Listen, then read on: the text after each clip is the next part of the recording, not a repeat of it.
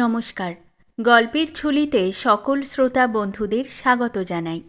আজ আপনাদের জন্য গল্পের ঝুলিতে রয়েছে সৌরীন্দ্রমোহন মুখোপাধ্যায়ের লেখা দাগী। গল্পটি ভালো লাগলে একটি লাইক এবং কমেন্ট করে জানানোর অনুরোধ রইল। আর চ্যানেলে নতুন হয়ে থাকলে আরও গল্প শোনার জন্য চ্যানেলটি সাবস্ক্রাইব করতে কিন্তু ভুলবেন না।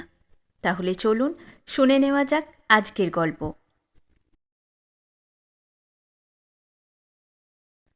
তখন আমার জুনিয়রের পালা। সারাদিন কোর্টে ঘুরিয়া রৌদ্র ও ধুলা খাইয়া গৃহে ফিরি।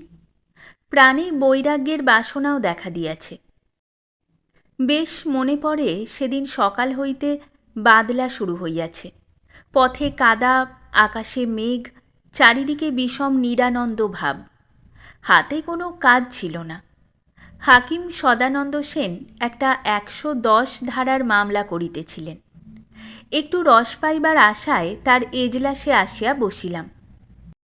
আসামি এক বাঙালি যুবা, গায়ের রং তামার মতো, মাথায় ঝাঁকড়া চুল, পরনে ময়লা কাপড়, অঙ্গে একটা তালি দেওয়া ছিটের কামিজ। কাঠগড়ার রেলিংয়ে মাথার ভর রাখিয়া মুখ গুজিয়া সে দাঁড়াইয়াছিল।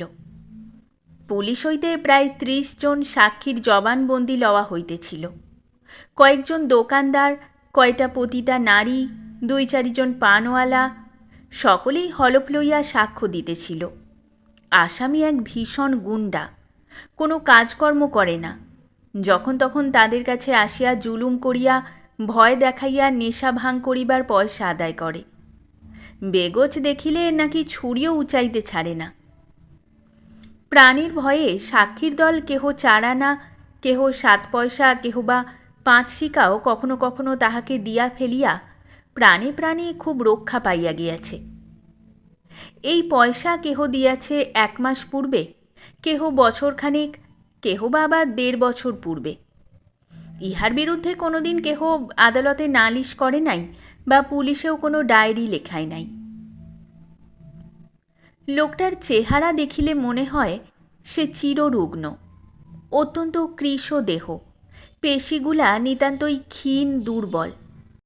অথচ সে এমন জুলুম জবরদস্তি করিয়া এইসব সন্ডা জোয়ান দোকানদার আর বারাঙ্গনাদের কাছ হইতে পয়সা আদায় করিয়া থাকে, শুনিয়া প্রাণে কেমন একটি বিস্ময় কৌতূহলের সঞ্চার হইল। একজন বন্ধু কহিলেন, এসো না হে, এর হয়ে দাঁড়ানো যাক। আমি কহিলাম, পয়সা দেবে কে? বন্ধু কহিলেন, কি এমন ৫১০ রোজগার করা যাচ্ছে যে পয়সার দুঃখে মরে যাব? অমনি একবার পরখ করি, এই তো রাবির সাক্ষী। অপর বন্ধু কহিলেন, বিনা পয়সায় দাঁড়িয়ে লোকটাকে জেলে ঠেলব, পয়সা পেলে তবু নেমো খারামি পাপটা ঘটত না। আমি কহিলাম, মন্দ নয়, শাস্ত্রেও আছে শতমারি ভবেত বৈদ্য, তা এ নয় হবে আমাদের নাম্বার 1। হাকিমের অনুমতি চাহিলাম। তিনি বিরক্ত চিত্তে কহিলেন, ওর আবার উকিল দেওয়া কি, ৫ বারের দাগী। আমরা নাছোড়বান্দা। আসামিকে জনান্তিকে রাজি করাইয়াছিলাম। হাকিম অগত্যা অনুমতি দিলেন। আমরা আসামির জামিনটা একটু কমাইয়া দিতে বলিলাম। হাকিম বক্র দৃষ্টিতে সে প্রার্থনা মঞ্জুর করিলেন। আমরা অমনি মোক্তার নারায়ণবাবুকে আনিয়া পয়সা ব্যয় করিয়া তাহার জামিন করাইয়া লইলাম। পুলিশের দারোগা তখন কোর্টবাবুকে কি একখানা মোটা কাগজ দেখাইতেছিল। হাকিমের সেদিকে নজর পড়িল। হাকিম কহিলেন, কি ওটা? দারোগা সসম্ভ্রমে সেটি হাকিমের হাতে দিয়া কহিল, আসামির কাছে সম্পত্তির মধ্যে এই ছবিখানা শুধু পাওয়া গেছে। হাকিম ছবিখানার পানে চাহিয়া পরক্ষণেই আসামির দিকে চাহিলেন। চোরের মতো কুণ্ঠিত দৃষ্টি, মুখ তার নিমেষে বিবর্ণ হইয়া গেল। কপালে বেশ স্পষ্ট শ্বেদবিন্দু ফুটিয়া উঠিল। চুপ করিয়া কিছুক্ষণ বসিয়া তিনি একটা দীর্ঘ নিঃশ্বাস ফেলিয়া আপনার খাস কামরায় উঠিয়া গেলেন। কোনো দিকে আর ফিরিয়া চাহিলেন না। আমরা অবাক হইয়া গেলাম। কি এমন ফটোগ্রাফ, কার ফটোগ্রাফ যে মুহূর্তে এই ইন্দ্রজালের সৃষ্টি? ফটোখানা হাকিমের টেবিলে পড়িয়াছিল। কোটবাবুর খোসামত করিয়া চাহিয়া লইলাম। এক স্ত্রীলোকের ফটো, সুন্দর, কুঞ্চিত সজ্জিত কৃষ্ণ কেশদামের মধ্যে অপরূপ সুন্দরী এক কিশোরীর মুখ। ছবিখানি অত্যন্ত পুরাতন, কালের নিঃশ্বাসে ঈষৎ অস্পষ্ট ও মলিন হইয়া পড়িয়াছে। পেশকার, আমলা সকলেই কৌতূহলী হইয়া পড়িয়াছিল। এমন কড়া হাকিম সাজা দিতে অদ্বিতীয়। সে বিষয়ে বাপের খাতিরও যিনি রাখিতে জানেন না, এ ছবিতে হঠাৎ তার এমন পরিবর্তন ঘটিল কেন? সকলেই আসামির পানে চাহিল। এদিকে তার ভ্রুক্ষেপও ছিল না। জামিনের কাগজ সহি করিয়া নারায়ণ মুক্তারের সহিত এক কোণে বসিয়া সে তখন দিব্য গল্প জুড়িয়া দিয়াছে। পরদিন সকালে আসামিকে ধরিয়া পড়িলাম। ও ছবি কার বলিতেই হইবে। আসামি প্রথমে কিছুতেই বলিতে চাহে না, শেষে বিস্তর পীড়াপিড়িতে কহিল ও ছবি তার মৃতা জননীর। তারপর সে আপনার জীবনের কাহিনী বলিল। তার নাম মাখন। মাখন বলিল, আমার বয়স যখন 7 বৎসর তখন আমার মা মারা যান। বাবা পাগলের মতো হইলেন। তিনি তখন MA পড়িতেছেন। পরীক্ষা পড়া সব ছাড়িয়া আমায় বুকে টানিয়াই বাহিরের ঘরে দিবারাত্র পড়িয়া থাকিতেন। আত্মীয় বন্ধুর দল ঘাড়ে পড়িয়া তার সে ভীষণ শোকাগ্নি নিবাইবার চেষ্টা জুড়িয়া দিল। পুরুষ মানুষের শোক, তাই আবার স্ত্রী বিয়োগের, সে মুছিতে বড় বিলম্ব হয় না। তবে ঠিক ঔষধটি দেওয়া চাই। সেই ঔষধেরই ব্যবস্থা হইল। বাবা আবার বিবাহ করিলেন। নূতন মা এক বড় চাকুরের কন্যা। সমস্ত দুঃখ বেদনা নিরানন্দ মুছিয়া তিনি একদিন আমাদের গৃহে সম্রাজ্ঞীর আসন পাতিয়া বসিয়া গেলেন। বাবার মুখে অচিরেই আবার হাসি দেখা দিল, মাত্রা যেন আগেকার চেয়েও বেশি। আমি কিন্তু তার পানে আর ঘেঁষ দিলাম না। প্রথম হইতেই কি যে কুবুদ্ধি ঘটিল, নূতন মার উপর রাগ ধরিয়াছিল। নিজের মাকে হারাইয়াও একটা সান্ত্বনা ইহাই ছিল, বাবাকে পরিপূর্ণভাবে লাভ করিয়াছি। এতখানি লাভে মা হারানোর লোকসানটা মনেও ওঠে নাই।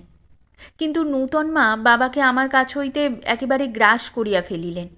আমার পানে ফিরিয়া চাহিবার অবকাশও বাবাকে তিনি দিতে পারিতেন না। আমার বেশ মনে পড়ে, মা তখন বাঁচিয়াছিলেন। দুপুরবেলা তিনি নিদ্রা গেলে আমি বাহিরের ঘরে জানালার ধারে আসিয়া দাঁড়াইতাম। দেখিতাম ঠিক পথের অপর পাশে নিমগাছের তলায় একটু ছায়ার আড়াল পাইয়া একটা রুগ্ন কুকুর আসিয়া সেখানে পড়িয়া আছে। অত্যন্ত রুক্ষ মূর্তি, নিতান্ত নিঃসহায়, বেচারা। বাবার এই পরিবর্তনে আমার নিজের মনটা ঠিক সেই কুকুরটার মতোই যেন এক অসীম বেদনার ঘা খাইয়া তেমনি নিঃসঙ্গ কুণ্ঠিতভাবে পড়িয়া থাকিত। অথচ উপায়ও ছিল না। একদিন জোর করিয়া বাবার আদর কাড়িতে গিয়াছিলাম। নূতন মা তাড়া দিলেন। পড়া নেই শোনা নেই বুড়ো ধাড়ি ছেলে, খালি ধেই ধেই করে নেচে বেড়াচ্ছেন। দুঃখে আমার বুক ভাঙিয়া গেল, কিন্তু জোর করিয়া কান্না রোধ করিলাম। এই পাষাণীর কাছে চোখের জল ফেলিব? না, কক্ষনো না। বাবার পানে একবার চাহিলাম।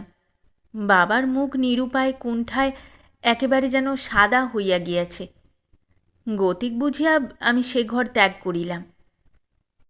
বাড়িতে আত্মীয় যে কেহ ছিল না এমন নয়, তবে সকলেই নিজেদের লইয়া ব্যস্ত। স্কুলে যাইতাম, ইংরাজি বইয়ে একটা গল্প পড়িয়াছিলাম। কি একটা দেশের তখন অত্যন্ত অরাজক অবস্থা। যে যেমন করিয়া পারে শুধু নিজেদের জিনিসপত্র সামলাইতেই দারুণ ব্যস্ত। আশেপাশে কত নিরীহ দুর্বল অত্যাচারে চিৎকার জুড়িয়া দিয়াছে, সেদিকে মন দিবার কাহারও অবসর নাই। আমাদের বাড়ির দশাটাও তখন ঠিক সেই রকম। মাথার উপর শক্ত অভিভাবক নাই। বাবা বাড়ির বড় ছেলে, অপরে জ্ঞাতি কুটুম্ব মাত্র। তারা উৎসব আমোদের সময় দন্ত মেলিয়া সম্মুখে আসিয়া হাজির হইতে জানে। বিপদের লক্ষণ বুঝিলে নিমেষে কোথায় চম্পট দেয়। এইভাবেই ভাঙা নৌকার মতো জীবনটাকে যখন টানিয়া লইয়া ফিরিতেছি, তখন সহসা এক দমকা হাওয়া দেখা দিল। বাবা এমএ ফেল করিয়া বসিলেন এবং তার 2-4 মাস বাদেই নূতন শ্বশুরের সুপারিশ ও জোগাড়ের জোরে একদিন হাকিম হইয়া দেশান্তরে চলিয়া গেলেন। আমাকেও বাবার সঙ্গে লইয়া যাইবার কথা ছিল, কিন্তু হঠাৎ যাত্রাকালে নূতন মা বিশেষ বিবেচনা করিয়া পরামর্শ দিলেন তাহাতে আমার মঙ্গল হইবে না, কারণ হাকিমি চাকরি লইয়া বাবাকে 7 ঘাটের জল খাইয়া ফিরিতে হইবে। আমি সঙ্গে থাকিলে আমার পড়াশোনার বিষম ব্যাঘাত ঘটিবে এবং তার অবশ্যম্ভাবী ফলস্বরূপ আমার উজ্জ্বল ভবিষ্যৎটুকু একদম মাটি হইয়া যাইবে। তার উপর বিদেশ বিভুই, সেখানকার জল হাওয়া আমার ধাতে সহিবে কিনা, ইত্যাদি ইত্যাদি। স্ত্রীলোকদের দূরদর্শিতা সম্বন্ধে সহসা বাবার অত্যন্ত আস্থা দেখা গেল। কাজেই তিনি মাসোহরার আশা দিয়া আমাকে জ্ঞাতির দলে রাখিয়া গেলেন।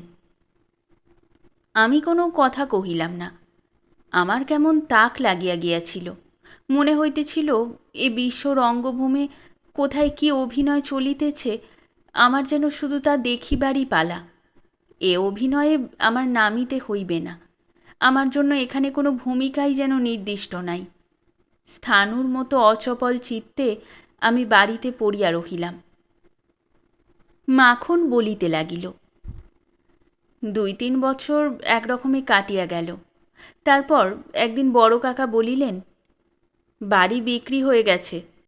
তোমার বাবাই এ বিষয়ে প্রধান উদ্যোগী। আমরা নানান দিকে ছড়িয়ে পড়ছি। তোমার পক্ষে এখন তোমার বাবার কাছে যাওয়াই উচিত। বড় কাকার কথার প্রচ্ছন্ন ইঙ্গিতটা বুঝিতে বিলম্ব হইল না। সাধারণ 10 বৎসর বয়সের বাঙালি ছেলেরা এসব বিষয় বড় একটা বুঝিতে পারে না, কিন্তু মা হারা ছেলে, বিশেষ আমার মতো অবস্থায় পড়িলে বুদ্ধি তার একটু চট করিয়াই বাড়িয়া ওঠে। সে রাত্রে নিদ্রা হইল না। কেবলই ভাবিতে লাগিলাম, কোথায় যাই, কি করি। একবার ভাবিলাম বাবার কাছে যাই। বাবা তখন খুলনার ওদিকে কোথায় এক মহকুমার হাকিম, কিন্তু পরক্ষণেই বিমাতার সেই রোষ রুদ্র মুখ ও কঠিন দৃষ্টির কথা মনে পড়িতে সে বাসনা কর্পূরের মতো উবিয়া গেল। ভাবিলাম, সেখানে যাওয়ার চেয়ে পথে পথে ভিক্ষা করিয়া বেড়ানোতেও ঢের আরাম, ঢের সুখ।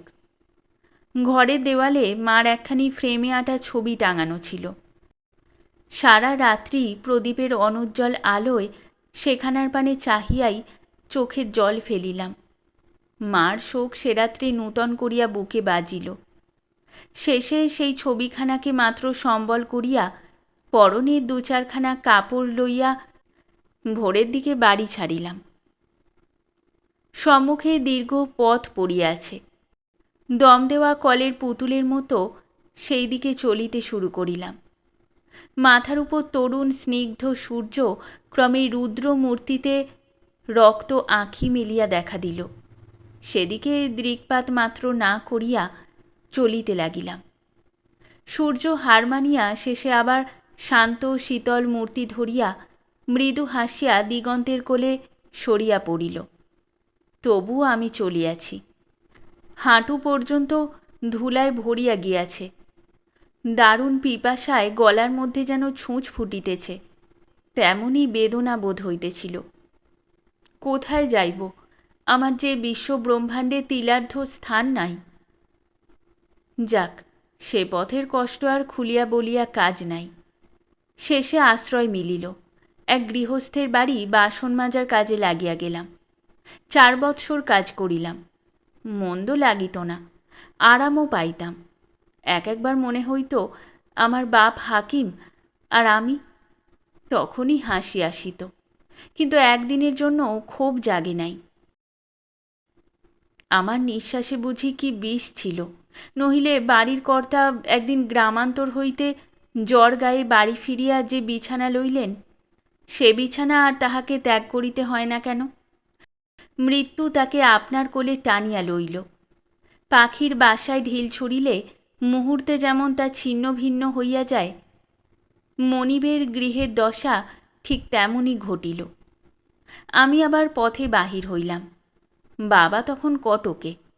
আমার এক ভাইয়ের জন্মোৎসবের ধুমে আত্মহারা। তারপর এই শহর কলিকাতায় আসিলাম। এ এক মজার বেশ। যারা এখানে সুখী, যারা বড়লোক, তারা কারো পানে ফিরিয়া না চাহিলেও দুঃখী গরিবের দল সাধিয়া কথা কয়, ডাকিয়া 2 মুঠা খাইতেও দেয়। এক ঠাকুর বাড়িতে আস্তানা মিলিল। কিছুদিন সেখানে পূজারীর মন জোগাইয়া কাটাইয়া দিলাম, কিন্তু টিকিয়া থাকিতে পারিলাম না। কোথা হইতে যেন এক অদৃশ্য রজ্জু কোন এক অজানা পথে আমায় টানিতেছিল। 3-4 বছর এখানে ওখানে ঘুরিয়া একটা হোটেলে চাকরি করিতে আসিলাম। সেখানে বিশ্বের যত বিদ্বেষ, কলহ, নীচতা, স্বার্থ এক বিপুল ষড়যন্ত্র পাকাইয়া বসিয়াছে, হিংসার জোট বিছানো আছে। তাহাতে পা বাঁধিল। সেই ষড়যন্ত্রের মধ্যে পড়িয়া একেবারে আদালতের দ্বারে গড়াইয়া পড়িলাম। হোটেলের কর্তার এক প্রৌঢ়া প্রণয়িনী ছিল। আমার উপর নাকি তার একটু অনুরাগ সঞ্চার হইয়াছিল। নেপথ্যেই ইহার ইঙ্গিতাভিনয় চলিতেছিল। তার আভাস মাত্র আমার পাইবার সুযোগ ঘটে নাই। ইতিমধ্যেই কর্তার মনে কেমন করিয়া সন্দেহ হয়। সে একেবারে থালা ঘটি সমেত চুরির চার্জ দিয়ে আমাকে পুলিশের হাতে তুলিয়া দিল। আমি কেমন হতভম্ব হইয়া পড়িয়াছিলাম। ব্যাপারখানা ভালো করিয়া বুঝিবার পূর্বেই হাকিমের রায় বাহির হইয়া গেল। 3 মাসের জন্য আমার জেলের ব্যবস্থা। জেলের গাড়িতে বসিয়া সত্যই সেদিন প্রাণ ভরিয়া হাসিয়াছিলাম। বাহ, আশ্রয়হীন আমি আজ এখানে কাল সেখানে ভাসিয়া বেড়াইতেছিলাম। ভগবান আজ আমায় দিব্য আশ্রয় মিলাইয়া দিলেন। আর অন্যের ভাবনা ভাবিতে হইবে না। পড়িয়া ঘুমাইবার জন্য ছাদ ঢাকা একটু ঠাঁইও অনায়াসে মিলিবে। 3 মাস পরে জেল হইতে বাহির হইলাম। ভিক্ষা করিয়া দিন কাটিত।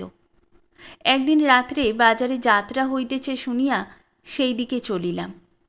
পথে পাহারাওয়ালা পাকড়াও করিয়া থানায় চালান দিল। কাজকর্ম নাই বলিয়া হাকিম 6 মাসের জামিন চাহিয়া বসিলেন। কে আমার জামিন হইবে? 6 মাসের জন্য আবার জেলে চলিলাম। 6 মাস পরে জেল হইতে ফিরিয়া আসিলাম। একটা মন্দিরের রোয়াকে পড়িয়া থাকিতাম। পূজারীর সহিত একটা যাত্রীর ঝগড়া বাঁধিল। পূজারী যাত্রীর বোচকা সরাইয়া রাখিয়াছিল। পুলিশ আসিতে দেখি বোচকাটা আমার কাছে। আমি ঘুমাইতেছিলাম। গুঁতা মারিয়া পুলিশ ঘুম ভাঙাইয়া বোচকা দেখাইয়া বলিল, ব্যাটা চোর, চল থানায়। আমি অবাক। আবার জেলে চলিলাম। এবার জেলে বসিয়া স্থির করিলাম, এই পথই ভালো। বাহিরে যখন নিরাপদ হইবার সম্ভাবনা নাই, কাজ করিতে গেলে লোকে চোর বলিয়া ধরাইয়া দিবে, কাজের চেষ্টায় পথে বাহির হইলে হাকিম সদর্পে জামিন চাহিবে, তার চেয়ে জেলে থাকিলে বাঁধাবাঁধির আর ভয় থাকিবে না। রুলের গুতা হইতেও রক্ষা পাইব। এবার জেল হইতে ফিরিলাম। অদৃষ্ট প্রসন্ন মূর্তিতে অভ্যর্থনা করিল। এক বড় লোকের কাছে চাকরি মিলিল। জেলেই এক বন্ধু জুটিয়াছিল, আমারই সমবয়সী। সে তার মনিবের খুব সুখ্যাতি করিত। তার মনিব ইউসুফ কোকেনওয়ালা। সে তার অধীনে থাকিয়া কোকেন বেচিত। মনিবের যত্নে ত্রুটি নাই। কোকেন বেচার আশঙ্কা খুবই, অথচ লাভেরও সীমা নাই। ধরা পড়িলে মনিব বেশ মোটা টাকা ব্যয় করিয়া বড় উকিল লাগাইয়া বাঁচাইবার যথেষ্ট চেষ্টা করে। বরাতে যদি জেল ঘটে ঘটুক, ফিরিয়া কিন্তু মনিবের কাছে রীতিমতো বকশিস মেলে। সেই চাকরি লইলাম। দুঃসাহসের কাজ সন্দেহ নেই, কিন্তু বন্ধু ঠিক বলিয়াছিল, লাভ ইহাতে বিলক্ষণ। এই কোকেন লইয়া আরও 2 বার জেল খাটিয়া আসিলাম। শেষবারে ফিরিয়া কিন্তু পুনর্মুষিক। কোকেনওয়ালা মনিব এক খুনি মামলার আসামি হইয়া বিচারে দ্বীপান্তরে চালান হইয়া গিয়াছে। আমি চারিধার অন্ধকার দেখিলাম। হাতে টাকা ছিল না। কোনো মতে কিছু জোগাড় করিয়া একবার ভদ্রলোক সাজিয়া বাবার সহিত দেখা করিব ভাবিলাম। তারপর একবার এমন একটা কীর্তির কাজ করিব যাতে দেশের বুকে আমার নাম চিরকালের জন্য খোদাই থাকে, বাবার মুখ উজ্জ্বল হয়। একটা দল জড়ো করিলাম। রাত্রে উল্টাডিঙির বিখ্যাত মহাজন ঘনশ্যাম সাধুকার তহবিল চলিয়াছিল। তাদের ঘাড়ে পড়িয়া সেই তহবিলে ছোঁ দিলাম। বেশ মোটা টাকা হাতে আসিল। নাড়িয়া চাড়িয়া দেখবার অবকাশ মিলিল না। পুলিশ আসিয়া গ্রেপ্তার করিয়া হাকিমের কাছেই চালান দিল। এ হাকিম বড় কড়া, ভালো লোক বলিয়া নামডাক আছে। আমার পূর্ব শাস্তি দেখিয়া একেবারে ১.৫ বৎসরের জন্য জেলে আমার নিরাপদ নীড়ের ব্যবস্থা করিয়া দিলেন। তারপরই এই উৎপাত। এবার কিন্তু এসবই কাল্পনিক ব্যাপার। ১.৫ মাস জেল হইতে ফিরিয়াছি, শরীর তো এই, দেহে বল নাই, মনে স্ফূর্তি নাই।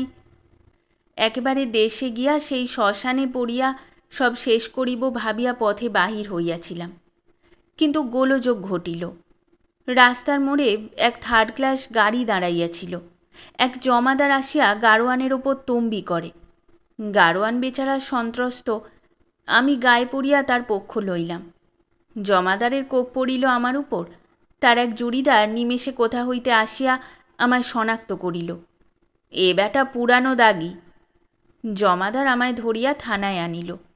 2 দিন কোমরে দড়ি বাঁধিয়া ঘুরাইয়া এই 110 ধারায় শেষে চালান দিয়াছে। সাক্ষীগুলা কোথা হইতে যে আসিল কিছুই জানি না। আমি উহাদের কখনো চক্ষেও দেখি নাই। যে পাড়ার লোক উহারা, সে পাড়ার পথেও কোনো দিন হাঁটি নাই। অথচ উহারা সকলেই হলফ লইয়া সোটান জুলুম জবরদস্তির কথা বলিয়া গেল। মাখন চুপ করিল। আমি কহিলাম, তোমার বাবার নাম কি? তিনি এখনো বেঁচে আছেন? মাখন বলিল, সে খবরে কি হবে বাবু? আমি কহিলাম, হাকিমের কাছে প্রকাশ করে বললে সুবিচার প্রত্যাশা করতে পারি। মাখনের চোখ দুইটা সহসা যেন জ্বলিয়া উঠিল। বজ্রস্বরে সে কহিল, কি বললেন? সুবিচার? এই হাকিমের কাছে? অসম্ভব। যদি সে আশা থাকত, তাহলে আজ এজলাসে ও ঠাঁই না হয়ে আমার পাশে সেই আসামির কাঠগোড়ায় ওকে দাঁড়াতে দেখতুম। আমারে দুর্দশার জন্য কে দায়ী, আমি না ও? যদি ভগবান থাকেন, তিনি এর বিচার করবেন। হাকিম হয়ে বসে লোকের বিচার করছেন উনি? মাখন ফুঁসিতে লাগিল। আমি বলিলাম, যাক ও কথা, তোমার বাপের নামটা বলোই না, কিছু উপায় হবেই। কিসের উপায়? কোনো উপায় করতে হবে না বাবু। যাহা 52 তাহা 53। ও কি করবে আমার? জেলে দেবে? দিক, ভগবান সব লিখে রাখছেন। ছেলেকে জেলে পাঠিয়ে যদি ওর পৌরুষয় হোক। আমি কহিলাম, এ আবার কি বকতে শুরু করলে মাখন? তবু বুঝতে পারছেন না বাবু? ওই তো আমার বাপ, ওই সদানন্দ সেন, আপনাদের হাকিম। আমি চমকিয়া উঠিলাম। হাকিম সদানন্দ সেন? সেদিন ছবি দেখিয়া হাকিমের সে চিত্তবিকারের কথা অমনি আমার মনে পড়িল। ব্যাপারটা জলের মতো সাফ হইয়া গেল। আমি মাখনের পানে চাহিলাম। তার চোখ দিয়া তখনও যেন আগুন বাহির হইতেছে। শেষ হলো আমাদের আজকের গল্প। গল্প পাঠে এবং বিভিন্ন চরিত্রে আমি তৃষিতা। গল্পটি ভালো লাগলে লাইক এবং শেয়ার করে দেবেন। আর চ্যানেলে নতুন হয়ে থাকলে আরও গল্প শোনার জন্য চ্যানেলটি সাবস্ক্রাইব করতে কিন্তু ভুলবেন না। খুব তাড়াতাড়ি নতুন একটি গল্প নিয়ে ফিরে আসব। সকলে ভালো থাকুন, শুনতে থাকুন গল্পের ঝুলি।